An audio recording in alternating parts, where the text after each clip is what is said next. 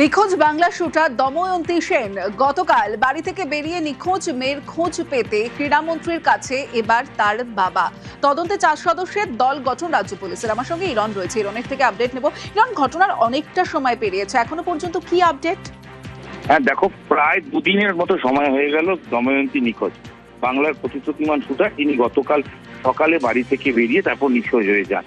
গতকাল দফায় দফায় বিভিন্ন সময় বিভিন্ন খবর আসতে থাকে যে তাকে বিভিন্ন জায়গায় দেখা গেছে এবং লাস্ট লোকেশন হিসেবে যেটা পাওয়া যাচ্ছে সেটা শ্রীরামপুর বা মহেশের রথ, সেখানে তাকে দেখা গিয়েছিল।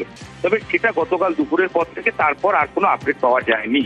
ইতিমধ্যেই আজকে তার পরিবার, তিনি রাজ্যের ক্রীড়ামন্ত্রী ইন্দ্রনীল খাঁ তার সঙ্গে দেখা করেন এবং তার দ্বারস্থ হন এবং তার কাছে আবেদন জানান।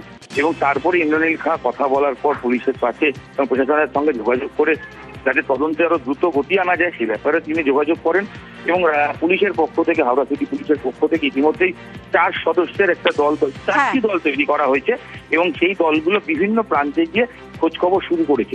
যেটা তদন্তের করতে গিয়ে একটা সমস্যা যেখানে পুলিশের তরফ থেকে ফেস করতে হচ্ছে, যেহেতু ফোনটি সে রেখে গেছে তাই টাওয়ার লোকেশন কোনোভাবেই সম্ভব নয়, যার ফলে যা ছবি পাওয়া যাচ্ছে সিসিটিভি ফুটেজ এবং অবশ্যই মানুষের বক্তব্য বা বিভিন্ন সোশ্যাল মিডিয়ায় বার্তা অনুযায়ী সেগুলোকেই পরীক্ষা করে দেখা হচ্ছে এবং তাকে খুঁজে পাওয়ার চেষ্টা হচ্ছে। তবে এখনো পর্যন্ত দময়ন্তীর কিন্তু কোনো খোঁজ পাওয়া যায়নি।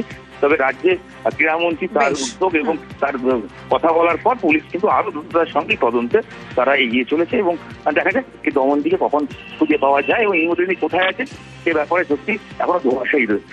বেশ।